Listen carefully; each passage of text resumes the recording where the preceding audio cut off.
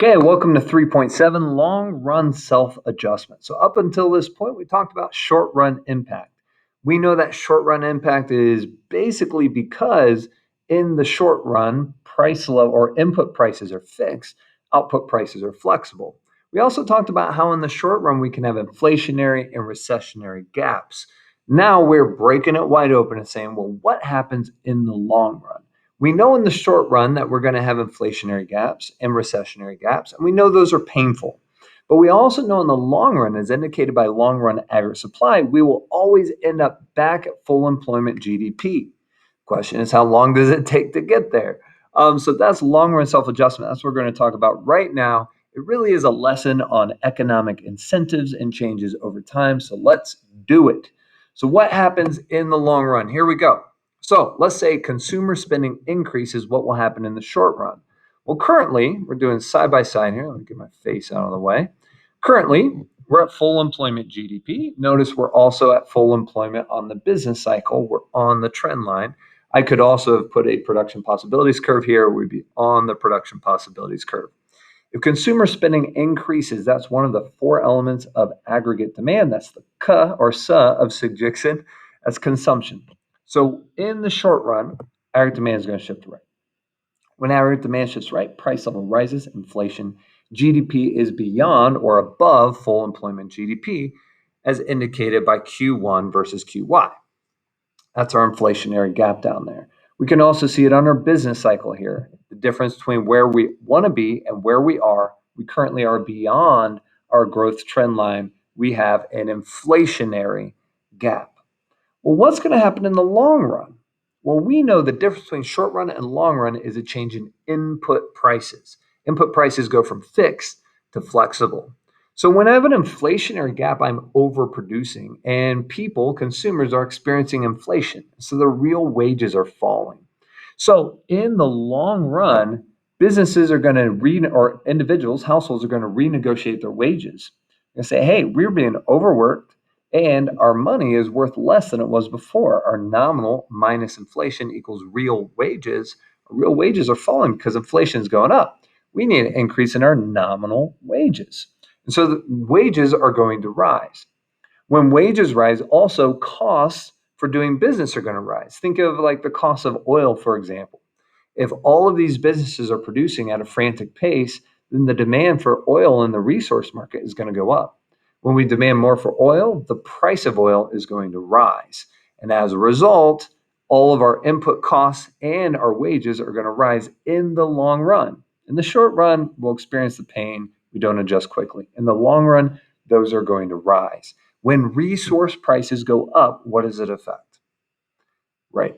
Aggregate supply. That's the R of RAP. So when wages rise and costs rise, aggregate supply is going to shift to the left, back to full employment. Check it out. Aggregate supply shifts left. GDP goes from Q1 back to QY. We go all the way until we hit triple intersection once more. Price level has risen for sure, right?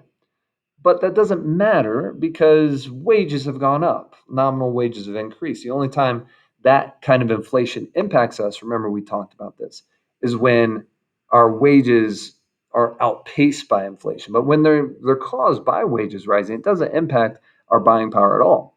So average supply shifts left, price level rises, and GDP goes from Q1 back to QY. We go back to full employment GDP. I know this looks like gobbledygook, but you know the information here. We first have an increase in consumption, average demand shift to right, short run, inflationary gap, painful. But in the long run, wages go up, costs are negotiated up. So average supply goes left back to full employment. Notice we went from being at a peak back to full employment on our growth trend line. This is where I always say, leave it alone. Supply takes you home. Every single time, if you're in an inflationary gap or recessionary gap, we decide not to intervene with government interaction. In the long run, aggregate supply will shift you back to full employment GDP, back to triple intersection, back to long run aggregate supply. Okay, and there we are in the end, in the long run. Notice long run average supply. This is what creates our long run. We're always going to get back to full employment GDP. Okay, let's try the other one. Okay, so we've got long run average supply. We're currently at full employment GDP. We notice the yellow. We're on the growth trend line. We're where we want to be. Sorry, the S got moved over a little bit. So, what happens if consumer spending decreases? Well, we know that that's one of the four elements of aggregate demand. So, aggregate demand is going to shift to the left. You know this already. Price level falls, GDP falls. We have a recessionary gap. We show that here with price level going down and GDP falling, but we also show that on the business cycle down here. I can show it on the production possibility curve as a point inside of the curve. Same Z's across the board. In the short run, recession, things are hard. But we know the promise of the business cycle is that things will come back. The hope fairy will return, right? We'll have confidence again. And so, what's going to happen in the long run? In the long run, remember, input prices are going to become flexible. So, what's that mean? Well, that means wages are going to go down. People who are laid off are going to accept lower wages. And they'll accept those lower wages because inflation has gone down. So because inflation has decreased, lower wages still give me the same buying power. So I'm willing to accept a lower nominal wage. In addition, because we're in a recession, we're not using as much oil or steel or aluminum. The demand in those resource markets falls for those products. So the price of oil, the price of steel, the price of any major input is going to fall. So when those prices are falling for inputs and wages are falling, that's the R of RAP for aggregate supply. So resource prices are falling makes businesses more profitable. Businesses respond to that increased profitability by increasing what they supply to the market.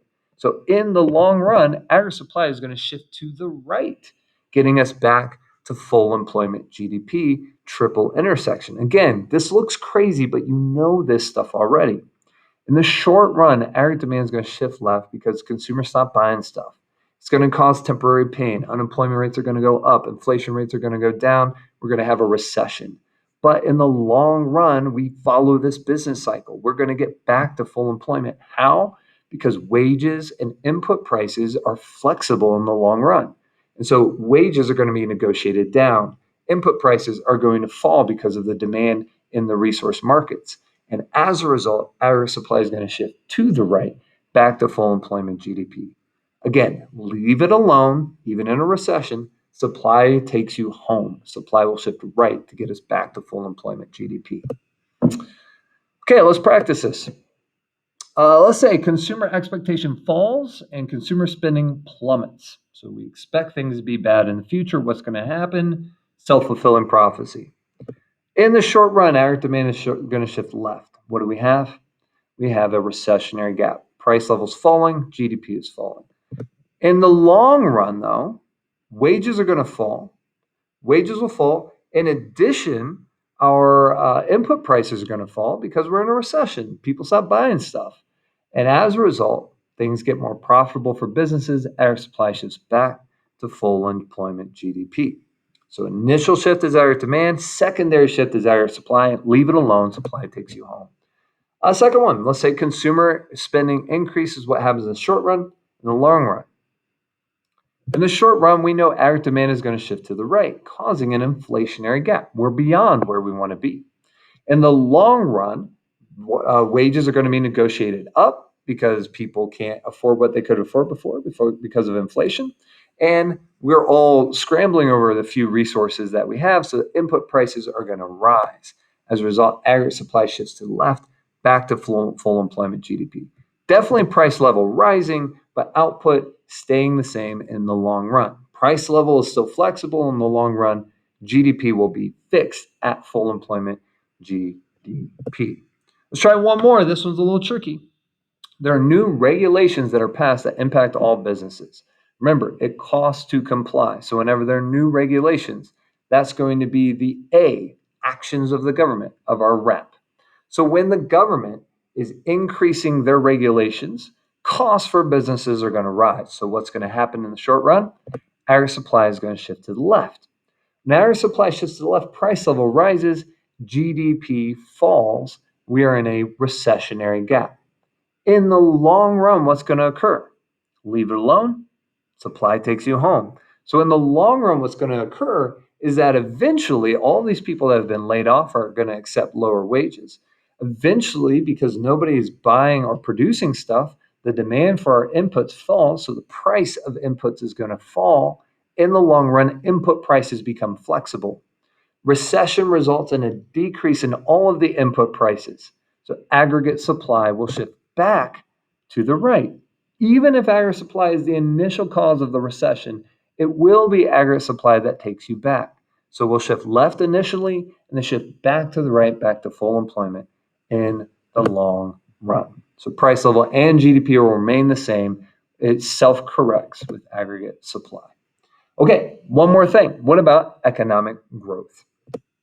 Economic growth occurs in the short run. The vast majority of the time, they use an increase in investment to indicate this. Remember, investment is capital goods. And when we purchase more capital goods, we saw this with our production possibilities curve. When we shift to more capital goods, we're going to have economic growth because we become more productive in the future. So, if there's an increase in investment, we know aggregate demand is going to shift to the right. Investment is one of the four elements of GDP. So aggregate demand shifts right. Now, normally you would say leave it alone, supply takes it home. We have an inflationary gap. Aggregate supply will shift left back to GDP. Price will rise, GDP will stay the same. However, investment is unique because our secondary shift is actually a shift right in aggregate supply. We now have more capital stock. We have more machinery, we have more tools. All of this increases productivity, which is the P of RAP. So aggregate supply is not shifting left, aggregate supply is actually shifting to the right. So now I have this intersection way over here where aggregate supply shifted right, aggregate demand shifted right. Price level didn't go up or down. GDP is rising rapidly. What do we call this? This is economic growth. So whenever you have aggregate demand and aggregate supply shifting right, you have economic growth, and you have to follow that shift with one more, which is long run aggregate supply shifting to the right. We'll have a new triple intersection. Okay, so normally this is investment. They'll say, hey, there's an increased investment. What's going to happen in the short run and then the long run? In the short run, aggregate demand shifts right, inflationary gap, just like always. But in the long run, all these workers get this new capital, and they're going to be more productive. So productivity goes up. So aggregate supply shifts right as well. So aggregate demand first, aggregate supply secondary shift. As soon as both of those are shifting, you know you have economic growth, and you have to shift long run aggregate supply as well. This is just like before on the production possibilities curve. We said, hey, when you produce way over here, more capital goods, is going to result in more economic growth in the future. Same idea, just a different and more complex graph. This is rare, but it does happen. So keep in mind, whenever they say there's an increase in investment, know that that's the unique one. That over time will result in economic growth every single time. Okay, let's keep going. So, generally speaking, here we are. This shows where our economy is after the economic growth. Generally speaking, an increase in anything else, consumption, government spending, net exports, resource prices, actions of the government, anything like that is not going to result in economic growth. Only investment can cause growth because firms will increase how much capital they have, which means that firms will be more productive. So initially, aggregate demand shifts right because of investment. It's followed by aggregate supply shifting right because of productivity. When both shift right, it's an indicator that economic growth is happening. Our production possibilities curve is shifting outward, and long run aggregate supply shifting to the right because we have an increase in productivity or an increase in technology causing that. Okay, here's a quick question for you. Number 30. An advance in the technology will cause the, give you a second for this. Technology is actually an indicator of long run aggregate supply or a shifter of long run aggregate supply. So long run aggregate supply curve will shift to the right. It will bring aggregate demand and aggregate supply with it, and you'll have economic growth in the future. All right, that is it for concept 3.7. Check out long run self adjustment and economic growth in the ADAS model on Khan Academy. This is a big concept, so make sure that you know it. We'll spend some time on it in class for sure. If this makes sense to you, then macro econ has just been unlocked. It really is the final frontier. If you understand how short run goes to long run and how it all works together, you're going to be in really good shape on this exam. All right, see you guys.